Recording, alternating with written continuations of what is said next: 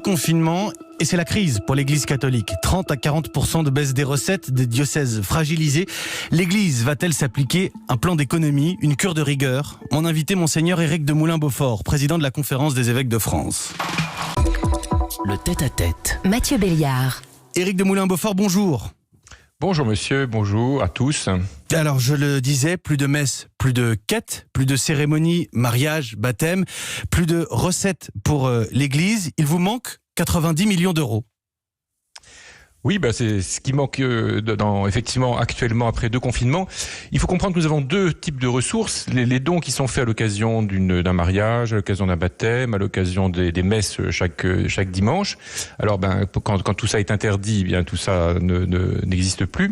Et puis il y a ce que nous appelons le dîner d'église, qui est un don plus régulier que font les fidèles. Et là, pour le coup, nous pouvons au contraire saluer la grande fidélité et la grande générosité des chrétiens. Et du coup, vous voulez quelque part vous servir de ce biais-là, en tout cas lancer un appel aux dons pour les fêtes.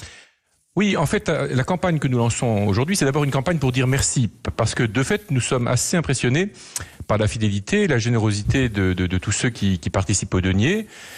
Alors, tout ceci recouvre une grande diversité entre les diocèses de France. Il y a en France une petite centaine de diocèses pour pouvoir simplifier. Donc la situation de chacun est assez variée, assez différente en ce moment. Ça dépend aussi de la condition socio-économique des différentes régions de notre pays.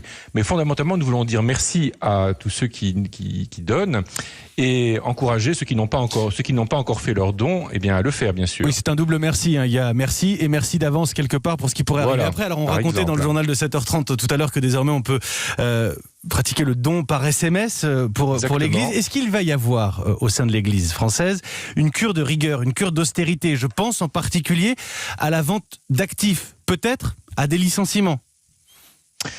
Dans certains diocèses, ça risque d'arriver. Nous espérons que des licenciements que ne soit pas nécessaire. Des licenciements, ça peut arriver. Ce qui peut arriver surtout, c'est, comme dans beaucoup de structures, des non-remplacements de postes, une réorganisation, une redéfinition aussi un petit peu des postes. Comme tout le monde, il nous faut toujours vérifier aussi que les personnes qui sont embauchées que correspondent toujours à des besoins, que nous n'entretenons pas des structures qui ont vieilli et qui peuvent être pensées autrement. L'expérience du télétravail a été intéressante pour nous aussi, comme pour toutes les structures. Donc un peu partout, il nous faut regarder comment nous vivons et essayer d'ajuster notre train de vie, si on peut. Monseigneur Éric de Moulin-Beaufort, un fait nouveau, j'entendais ça, et c'est un peu du monde qui change dans l'Église quelque part. Désormais, moins d'impression, les fidèles devront lire les textes ou les chants sur leur smartphone. Ça peut être un moyen. Nous sommes aussi engagés dans une réflexion sur l'écologie et il va bien falloir que nous en tirions un certain nombre de conséquences. Donc effectivement, on produit beaucoup de feuilles de papier chaque dimanche pour suivre les chants de messe. Il y a pas mal de paroisses qui s'équipent d'écrans qui permettent de suivre en gardant la tête haute, en levant les yeux, ce qui est plus facile, ce qui donne plus de portée au chant. Peut-être pas forcément avec le texte, je veux dire sous les yeux. Karaoké, oui, avec le texte sous les yeux. En l'occurrence, ça peut ressembler à du karaoké. Notre problème, c'est que nos bâtiments historiques ne sont pas toujours très adaptés à ce genre de transformation. Alors, j'ai une dernière question à vous poser sur ces cérémonies qui ont dû être annulées. Est-ce qu'il faut anticiper, et on espère tous une fin de cette crise du Covid, est-ce qu'il faut anticiper un embouteillage pour ce qui est des baptêmes, des mariages, par exemple ? En tout cas, pour ce qui est des mariages, ça risque d'arriver, effectivement, parce que beaucoup de mariages ont été reportés en 2020. Un certain nombre l'ont été début 2021. Donc, si jamais, au moment où on pourra reprendre normalement la saison des mariages, si je puis dire, je ne sais pas si au mois de mai, ça sera encore le cas. Donc, de fait, il risque d'y avoir un peu un embouteillage. Dans la mesure où on célèbre surtout les mariages le samedi, mais nous pouvons, de soi, on peut célébrer les mariages à peu près tous les jours de la semaine, sauf le dimanche. Monseigneur Éric de Moulin-Beaufort, président de la Conférence des évêques de France, je voudrais vous faire écouter une voix que les Français connaissent bien, c'est celle de Bernard Pivot, président de l'Académie Goncourt. Sur France 5, hier soir, on lui a demandé quel cadeau idéal à Noël, après une année 2020 des plus compliquées. Écoutez sa réponse. Moi, ce que j'aime bien dans les cadeaux, par exemple cette année, il faut un cadeau un peu canaille, un peu illicite. Et quel est le cadeau le plus canaille, le plus illicite cette année de Noël et du jour de l'an? C'est un baiser. Un petit baiser, pas un grand, mais un petit. Alors les épidémiologistes qui nous écoutent vont se mettre en colère. Mais c'est Bernard Pivot qui le dit. Monseigneur Éric de Moulin-Beaufort, est-ce qu'on va pouvoir se retrouver? Est-ce qu'on va pouvoir se prendre dans les bras les uns des autres à Noël? Alors, se retrouver, je pense que ce sera possible avec des limitations que le gouvernement commence déjà à annoncer. Se prendre dans les bras, ça, je pense que ce sera plus risqué. Donc, j'ai l'impression qu'on va nous lancer un appel à être très raisonnable et très sérieux. Mais nous découvrons qu'il y a bien des manières quand même de s'exprimer son affection, son amour. Et je voudrais dire pour ma part que nous réussirons Noël si nous ne restons pas prisonniers de la pandémie et si nous pensons, si nous sommes attentifs vraiment aux autres. Et en particulier à ceux qui seront seuls au moment de Noël, des gens qui seront en EHPAD, des gens qu'on ne pourra pas visiter, à qui on ne pourra pas rendre de visite.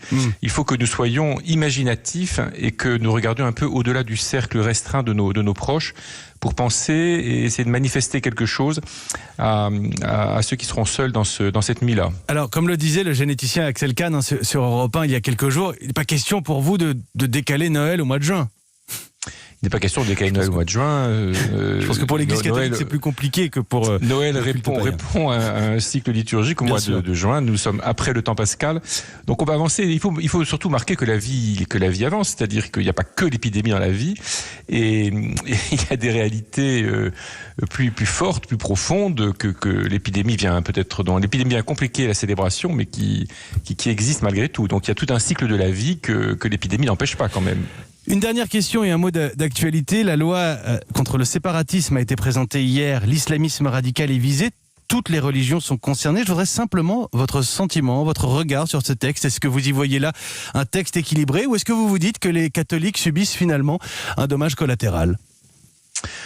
Nous craignons qu'il y ait des dommages collatéraux, pas seulement pour les catholiques, mais pour toutes les religions, et y compris pour les musulmans qui ne cherchent qu'à vivre paisiblement dans notre pays. Nous sommes conscients qu'il y a une lutte à mener contre le terrorisme islamiste et que cette lutte, elle se passe aussi dans notre pays. Donc, qu'il y ait des dispositions nouvelles nécessaires, c'est sans doute vrai. Après, nous sommes très attentifs à ce que, quand on commence à contrôler des organisations, des initiatives, on respecte quand même la liberté. Et c'est un peu le défi de notre société aujourd'hui, c'est comment concilier la sécurité sanitaire, la sécurité face au terrorisme et la liberté fondamentale des citoyens. Vous pourriez vous opposer à ce texte ? À la conférence des évêques de France ? L'opposition à un texte de loi, elle se vit au Parlement. Nous avons fait déjà connaître nos réticences. Nous avons adressé une lettre au ministre de l'Intérieur pour lui signaler quelques points qui nous inquiètent et sur lesquels nous allons être vigilants. L'avis du Conseil d'État va un peu dans le sens de ce que nous avions indiqué au ministre de l'Intérieur. Merci, Monseigneur Éric de Moulin-Beaufort.